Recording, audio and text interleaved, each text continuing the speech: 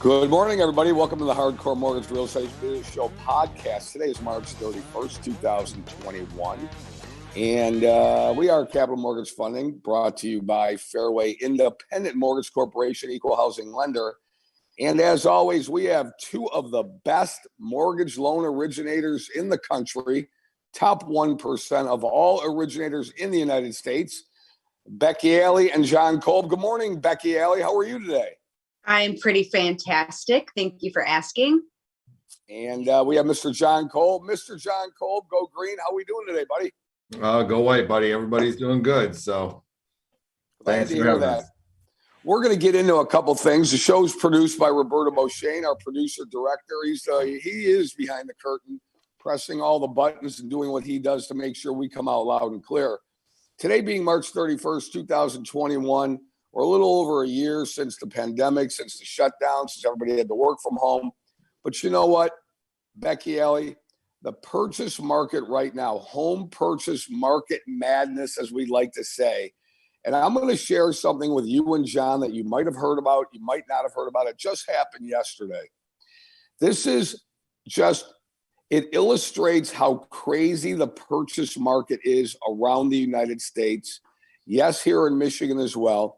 But yesterday in suburban Washington, D.C., a person listed a fixer-upper home in suburban Washington, D.C. for $275,000 on a Thursday.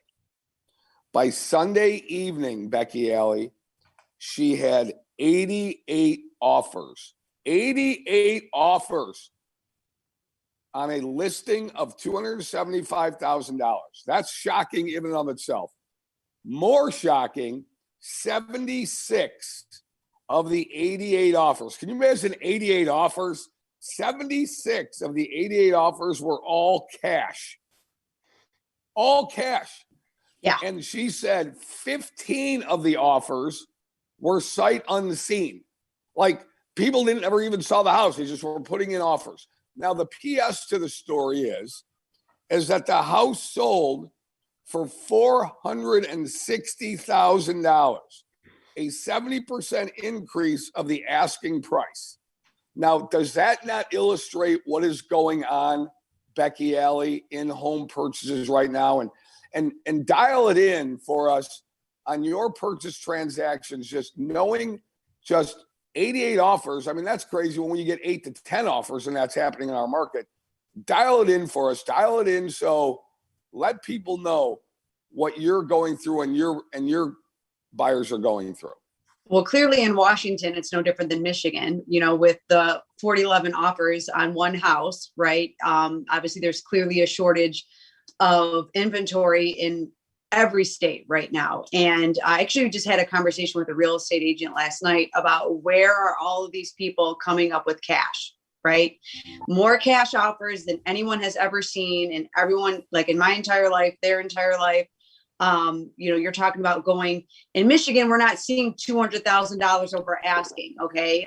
But we are seeing 20, 30 in some kind of situations. And people are coming up with this money, and it is driving this like FOMO for a sense of, there's one house and you have 40 buyers out there. I mean, it's just creating a frenzy. It's like the back when Cabbage Patch dolls were cool, and the stories that my mom used to talk about, everyone fighting over like the one Cabbage Patch doll, right? I didn't experience that, but her stories are pretty hilarious. But it's, you have to be savvy. You have to, when you're going through 80 offers, what makes you stand out, right? What is going to set you apart? And what we're seeing on our side of things is one of the most fundamental things that have gotten me and an agent are working really well together. We're 5 for 5. And you know what the difference is between us and everyone else?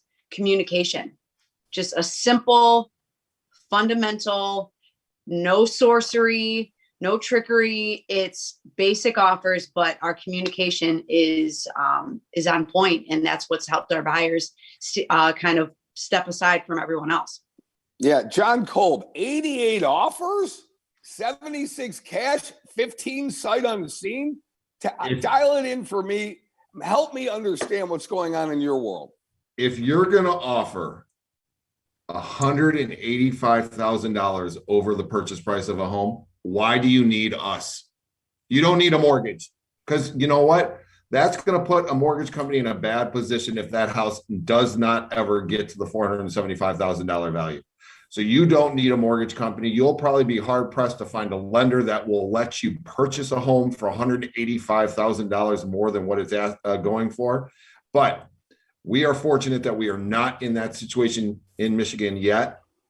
When you're talking about 5, 10, 20, 30, 40, $50,000 over asking price, like Becky said, with, one house with 40 different people out there looking at it. I have a client who talked to her yesterday. She put her house on the market on Monday.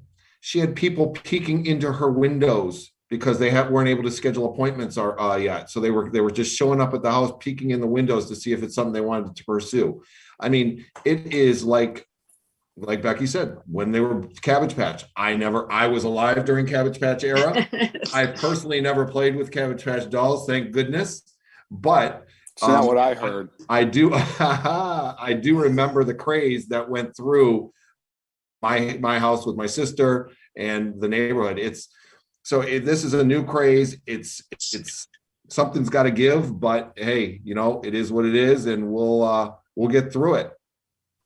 Yeah, well, I will tell you this, John. Not only the Cabbage Patch, Becky Alley and John Kolb craze. Do you guys remember the Beanie Baby craze? Oh, all right. No. All right. So that's what's going on. It's it's going on in our area, specific areas that I can go ahead and attest to. Huntington Woods, for example. House goes on the market in Huntington Woods. You've got people climbing all over that house, like John said, driving by, peeking through windows, putting in 8, 10, 12, 15 offers at a time. Okay, there are certain areas that, like suburban Washington, D.C., that we're experiencing here. There are certain areas that you talk about a lack of inventory. How about no houses? I could point to a specific subdivision in Florida, in South Florida, where I've been watching, not because I'm going to buy a house there, but because I know people that live in the area and they clue me in and they tell me what's going on in the neighborhood. 11 houses for sale one week, 0 houses the next week. The lack of inventory and the madness that people are going and pursuing these things.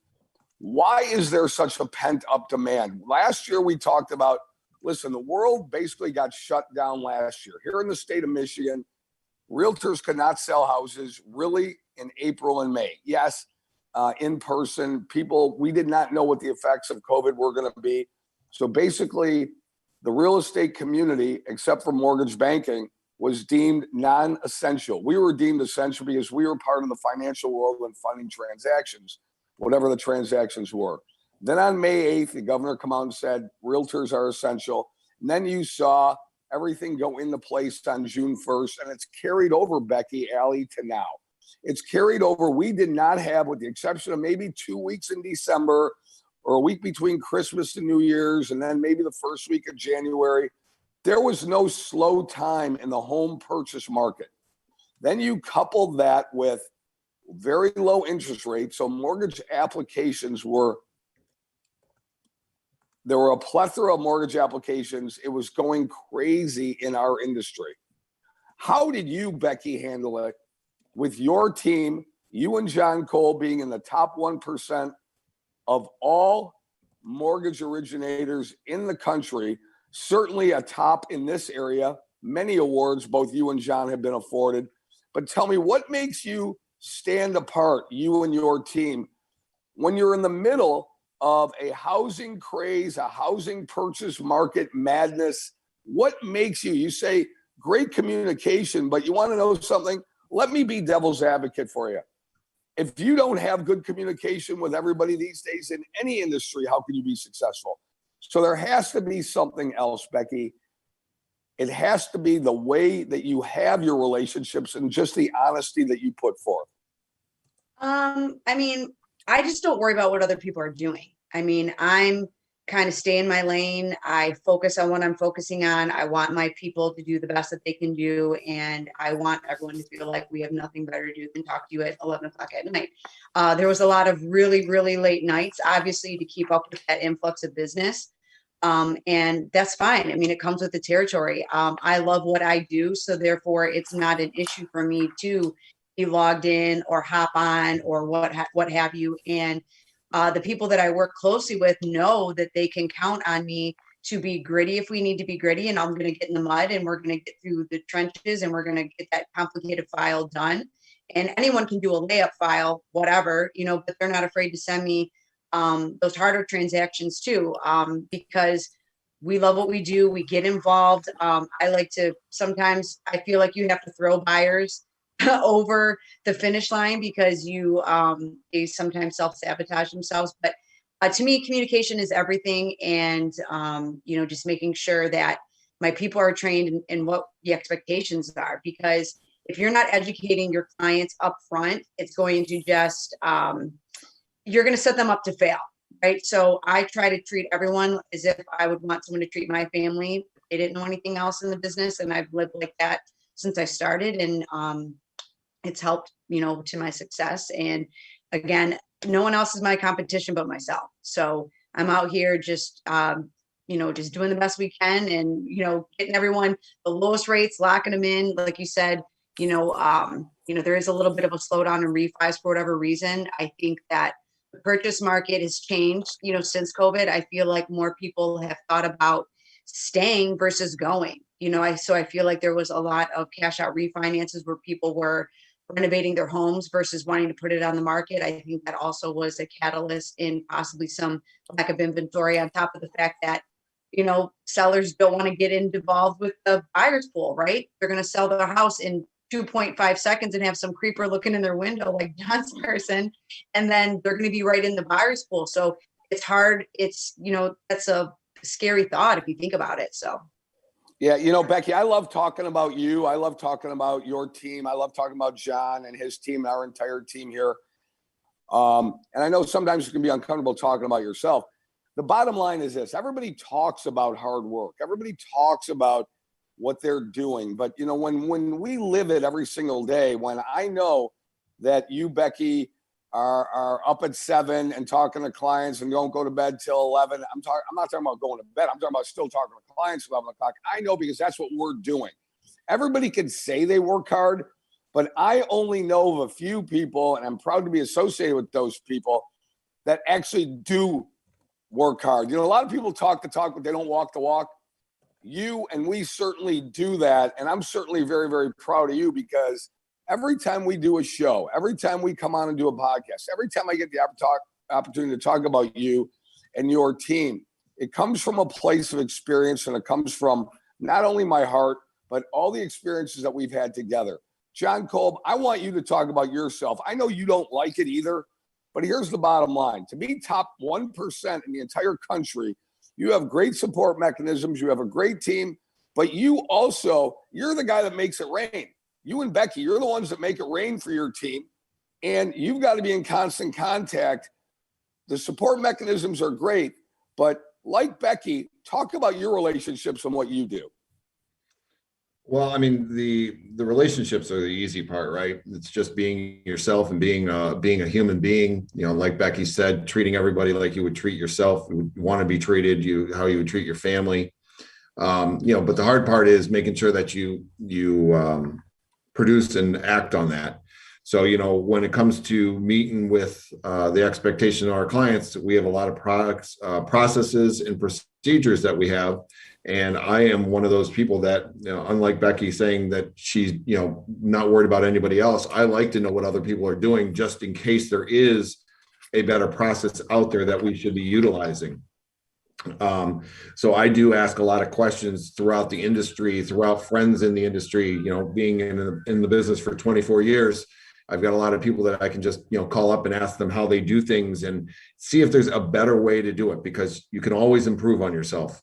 That's, just part of, and that's kind of how we go forward each and every year is, can we do better than the year before? Sometimes the market allows us to, sometimes it does not. But first and foremost, can you do better as a person each and every year so that you're providing for your team, your family, and whoever you need to.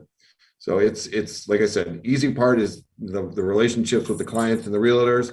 Hard part is acting on the products and procedures and processes so that we make sure that we are meeting expectations and nobody falls through the cracks. Yeah, it is definitely not an easy process, Becky and John. The mortgage industry, at one time, and John remembers when I said that the industry was a pretty easy industry. It is certainly not like that now. What do I mean about the process? I mean, we ask for a lot of stuff. We have to prove and go ahead and advocate for our client on a daily basis to get them approved for a loan. We make it easy.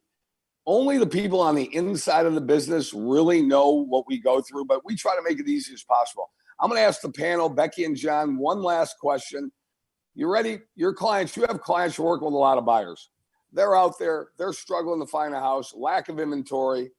Becky Alley, they're going to say to you, do we buy now or should we wait? Should we buy now or do we sit this season out? What is your advice to somebody that is looking for a house right now? It's beautiful outside and there's nothing else that's more beautiful than owning your own home. So why wait? You're never going to be ready to buy a house. You're never going to have enough money saved up. You're never going to have enough security, just like when children are involved. Like you can be married, you're never going to have enough money saved up for kids. You just have to do it. If it makes sense for you financially, why continue to pay someone else's mortgage if you don't have to? The housing market is showing clear signs that it is going to go up, and the lack of inventory is just increasing the housing market. So what is for sale now at certain price points is going to be only higher next year or in the fall or the winter, right? It's only going to add more inflation to what the housing market is going to be doing. Now, it is not going to shoot the moon, meaning that we're not up to infinity and beyond. There is going to be some kind of cap when the appraisers step in and say, hey, look, there's nothing out here to support it. But these cash sales are going to give these sales support when you're trying to finance. And that's the facts. And that is the truth, whether you're overpaying or not. These cash sales are going to add to comps that are going to support these higher values if someone's trying to finance. So it's only going to make it worse for you, or not worse for you, but it's just going to get more expensive. So, we had a really good perfect storm where the rates were really low. So it was adding to buying power for our purchasers, for our buyers, for our borrowers. And with the rates kind of creeping up a little bit, you're going to start pulling back a little bit, because now that $150,000 house is now $180,000 house. And what your wants and needs are going to be quickly changing based off what you can afford with the rates changing. So I wouldn't wait. We're going to take a look at it. If you need to go over asking, we're going to have those hard conversations up front. But why put the money in your own pocket, not somebody else's, if you can afford it. Excellent. John Kolb, what do you say to somebody? Should I buy now or should I sit it out? Do I wait? What do I do right now, John? I want to buy a house right now. Well, I mean, there's no crystal ball to tell us what's going to happen in the market down the road. I had two conversations yesterday with, how much longer can this selling market last? And I said, I don't know. We said that last year. It's happening again this year. So how much longer? Who knows? Would I say that you need to rent? If you can find something to rent for $750 to $1,000 a month, and that's where you need your budget to be, go do it. But if you're talking about wanting to be into a home, 12, 13, 15, $2,000 a month, then you know what? You should buy, because you're going to be throwing money away at rent. Rent's going to be very, very expensive. You're not going to get what you want when you find that rental. And you could probably find that in a house that you can make do with and love and end up loving. And then you're starting to gain your equity with each and every payment that you're in. And in the event that the market stays the same and or still continues to appreciate, you've won. If it goes down a little bit, everyone thinks that they automatically lose. Oh my God, I could have, got this house 2 years later for half the price. Well, you don't know that. You don't know if that house would have been available. You don't know if there would have been any homes available. And who knows what would have happened to the neighborhoods that you're looking at in a depreciating market. So there's ifs and buts for everything. So you just got to make a decision, move on it. I'm always an advocate for buying a house and gaining equity and doing the right thing, the tax write-off that comes along with it. There are caveats where if you are going to rent, when does it make sense? And you know what? Like I said, I've got clients that are saying, oh, I want to keep my payment between $750 and $1,000 a month. When they go out and look at those homes that they're going to be able to get for $750 to $1,000 a month, you know what they say? Can I afford $1,200 to $1,500 a month? Because the homes out there that are $750 to $1,000 a month are going to be crap. Yeah. Becky Alley and John Kolb, it is always great spending some alone time with you because, you know, the term expert is thrown around very loosely in a lot of different industries. I don't know that I would call us experts. I would say that we're very experienced. But let me let you know something. We obviously did not go over any of these questions before this podcast. And I'm going to tell you what. Do you want to know what very experienced, very well thought of people in our industry are saying right now? Exactly what Becky Alley and John Kolb, everybody said.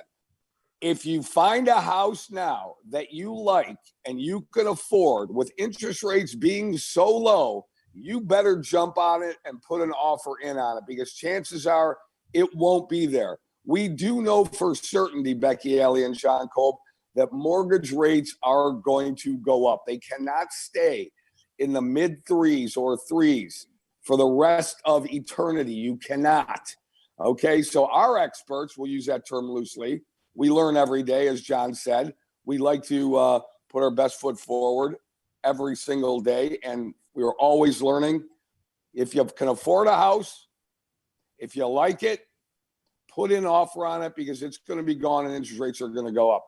Last but certainly not least, everybody out there, and we thank you for joining us. We're here today on March 30th. Say March 30th, everybody. March 30th. 31st. March 31st. March 31st. There we go. Last day of the month. It goes by so fast. Killing me. March 31st. Final thoughts going into April. What kind of home buying season are you predicting for the next 3 months, Becky? We'll just take the next quarter. I think we know this is kind of an easy question to answer. It's kind of a rhetorical question. But what are you seeing out there right now? I feel like like we are going to see, it's still going to be really competitive. You're going to be in these multiple offer situations for quite some time. But I feel like, more and more every day, new inventory is coming on the market, which is going to kind of release some of this pressure. Now, I don't see a frenzy of homes coming on the market that's going to kind of make it all of a sudden equal where it's not a seller's or a buyer's. It's still going to be a seller's market. I think for the next quarter, it's a grind out there for these real estate agents. It's a grind out there for these buyers. It's important for them to not lose focus or get distracted or get disheartened because the right one is going to come along. And my best advice is to all my clients where don't act out of desperation. If you're not in a desperate position, stay true to what you're looking for. Stay true to what your max is, and the right thing is going to fall into place for you. So it's going to be really competitive. The interest rates hopefully are going to stay a little bit steady. I don't like to really talk about rates because you just never know what they're going to do, especially when the government's involved in some stuff. So, but it's definitely going to be crazy out there, and it's important for all buyers to be educated. And even our referral partners, real estate agents, they're doing a really good job educating these buyers ahead of time on what to expect, multiple offers, appraisal guarantees. They're explaining what these contingencies mean, and buyers are becoming more savvy. And I think that's a beautiful thing. Excellent. John Kolb, final words. Just like Becky said, stay true to what you need and what you want. Don't jump into something just because you think everybody's doing it, and make smart decisions. Always talk to your team, talk to your realtor, talk to us, accountant, financial advisor, whoever the case may be. Ask your friends, ask your parents. Always good to get more information than less. And that's what we're here for, to share that information and try to make sure that we're getting you into a good position. Easy to see why Becky Alley and John Kolb are in the top 1% of all loan originators in the United States, everybody. Again, it's a privilege for me to go ahead and work with them side by side each and every day. Got a great support staff going. Love working with experienced people. You should as well. This has been the Hardcore Mortgage Real Estate Business Podcast. Join us, not this week, the following Saturday from 9 to 10. Harvey Freed will be back from vacation. We're going to take a week off due to Easter holiday. Wishing everybody a happy Easter. I'm Harry Glanz for Becky Alley, John Kolb, Roberto Beauchene in the booth. This has been the Hardcore Mortgage Real Estate Business Podcast for March 31st, 2021.